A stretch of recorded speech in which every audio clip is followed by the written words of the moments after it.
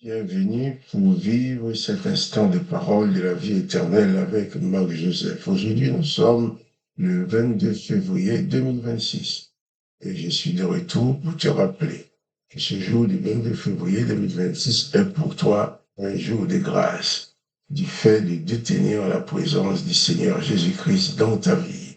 Avec Jésus-Christ, chaque jour est un jour de grâce, car Jésus-Christ est le promoteur de la grâce. C'est celui qui est venu sur la terre pour manifester la grâce du Dieu le Père, qui ne veut pas que l'être humain périsse sans aucune espérance, mais qui veut que nous ayons la vie éternelle. Le texte de l'évangile de Jean dit, Dieu le Père a tant aimé le monde qu'il a donné son Fils unique, afin que quiconque croit en lui ne périsse point, mais qu'il ait la vie éternelle. Il dit aussi que Dieu, en effet, n'a pas envoyé son Fils dans le monde pour qu'il juge et condamne le monde, mais il l'a envoyé pour que le monde soit sauvé par lui. Donc l'objectif de Jésus-Christ dans ta vie, c'est de te communiquer, de te faire bénéficier la grâce du Dieu le Père, qui fait que tu ne sois plus condamné à cause de tes péchés, mais que tu reçoives le pardon. Seulement, quoi, une fois que tu vas recevoir la grâce de Jésus-Christ dans ta vie, tu auras pour mission non seulement de communiquer cette grâce de Jésus-Christ aux autres, mais de faire grâce toi aussi à ceux qui te font du mal, ceux qui t'insultent, ceux qui te maltraitent, ceux qui sont méchants avec toi. Jésus-Christ te demande de leur faire grâce. Alors, c'est un jour de grâce pour toi.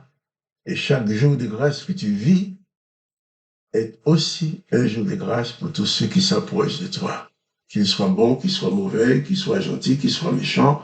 Toi, tu fais grâce, comme Jésus l'a fait. Car Jésus-Christ, même à ceux qui l'ont crucifié, il a fait grâce. J'insiste dessus. Parce que la chose la plus difficile à faire pour un être humain est de pardonner. Et de pardonner le mal qu'on te fait. C'est la chose la plus difficile. Souvent on dit, je vais pardonner, mais je souffre encore, il faut du temps. Non. Jésus-Christ ne demande pas du temps pour pardonner. La grâce, le pardon en Jésus-Christ est systématique parce que tu n'as aucune condamnation en toi, donc tu ne peux pas condamner les autres. Tu n'as aucune vengeance en toi, tu ne peux pas tirer vengeance contre les autres. Alors, Jésus-Christ enseigne que tu dois faire grâce à chaque instant de ta vie, mais lui aussi il le fait, il le pratique. Nous allons revenir sur le texte de Matthieu chapitre 27. Et verset 24 déjà, lorsque Pilate demande à ceux qui lui ont amené Jésus, alors vous voulez que je relâche Barabbas, et qu'est-ce que j'ai fait de Jésus? Et tout le peuple répondit que son sang retombe sur nous, qu'il soit crucifié, et que son sang retombe sur nous et sur nos enfants. Sauf le sang de Jésus-Christ ne va jamais retomber sur quelqu'un sous forme de malédiction. Quand le sang de Jésus-Christ retombe sur quelqu'un, eh bien, c'est de la bénédiction. Parce qu'il n'y a pas de malédiction. Lui, il est venu pour sauver. Au point que même Pilate, qui l'avait vendu, a été pardonné. Ceux qui l'ont crucifié, les sacrificateurs, les religieux qui l'ont livré à Pilate ont été pardonnés. Et Pilate, qui n'a pas eu le courage d'exercer son autorité pour ne pas laisser mettre à mort celui qu'il appelle le juste. La Pilate dit qu'il lave ses mains parce qu'il ne veut pas avoir des responsabilités de la mort de ses justes. Mais il n'a pas eu le courage de sauver le juste. Donc, il est coupable aussi de la mort de Jésus. Mais Jésus l'a pardonné en disant, Père, pardonne-leur. Dans le cas, ils ne savent ce qu'ils font.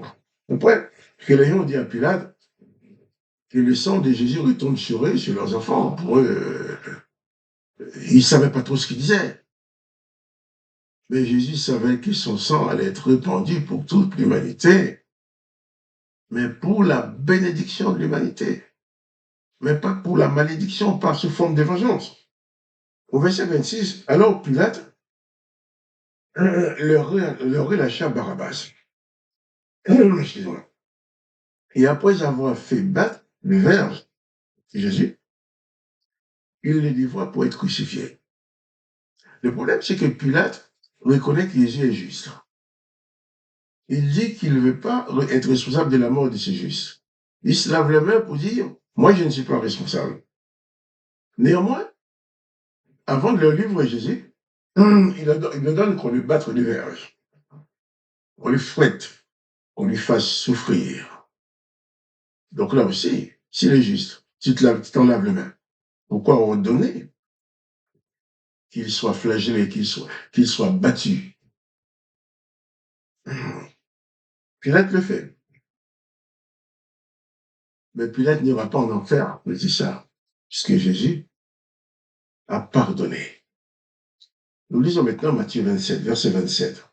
Les soldats du gouverneur conduisirent Jésus dans les prétoires, et il assemblait autour de lui toute la cohorte. Ils lui ôtèrent ses vêtements et le couvrirent d'un manteau écarlate. Ils tressaient une couronne d'épines qu'ils posèrent sur sa tête, et ils lui mirent un roseau dans la main droite. Puis, s'agenouillant devant lui, ils les raillèrent en disant « Salut, roi des Juifs ». Jésus-Christ, déclaré non coupable, battre les verges. Maintenant, c'est les Romains qui se moquent de lui. Les religieux devraient être contents, disent, bon voilà, on va l'éliminer, on ne va plus entendre parler de lui. Mais sauf, en mourant, Jésus va dire, tout est accompli. On ne peut pas détruire l'œuvre de Jésus-Christ. Puisque son œuvre, c'est la grâce, c'est le pardon. Alors, il lui ôtèrent ses vêtements et les couvrit de manteaux pour se moquer de lui. Il tressait une couronne d'épines. Les Romains avaient aussi l'art de provoquer la souffrance. Ils étaient aussi bien spécialisés pour faire souffrir quelqu'un. Au lieu de le crucifier tout simplement, ils se moquent de lui. Une couronne d'épines sous sa tête, pour enfoncer les épines dans son crâne. Et ils se moquèrent de lui en s'agenouillant en disant « Salut, roi des Juifs ». Sauf, Jésus-Christ est réellement roi, le roi de gloire. Et il lui disait en se moquant, les Juifs disent qu'il soit crucifié, que son sang retombe sur nous et sur nos enfants, sachant que ce serait une responsabilité pour eux. Mais le sang de Jésus-Christ est retombé sur eux, effectivement, pour leur offrir le pardon, la grâce et la bénédiction. Là, le sang de Jésus-Christ n'est pas un sang qui peut produire la malédiction. Les soldats s'agenouillent devant lui pour dire « Salut, roi des Juifs ». Oui, Jésus, c'est le roi des Juifs, seulement le roi des Juifs, le roi de tous les humains. C'est lui qui donne la vie. Il disait en se moquant, mais en se moquant, il disait la vérité. « Salut, roi des Juifs ». Et tout cela, Jésus n'a pas sorti un mot d'injure, un mot d'insulte. Il n'a pas sorti un mot pour se défendre. Il n'a pas dit un mot de vengeance. Il accepte tout ça. Et à la fin, on comprend que, en acceptant tout ça, il était en train d'accorder systématiquement le pardon, la grâce. Parce qu'en mourant sur la croix, il l'a proclamé. Père, pardonne-leur. Important pour toi de réaliser, si Jésus a souffert, c'est pas parce qu'il avait fait du mal. C'est parce qu'elle voulait porter tes souffrances. C'est parce qu'elle voulait ouvrir devant toi les portes de la vie éternelle. C'est parce qu'elle voulait que tu sois sauvé, que tu sois guéri, que ton âme ne soit pas damnée.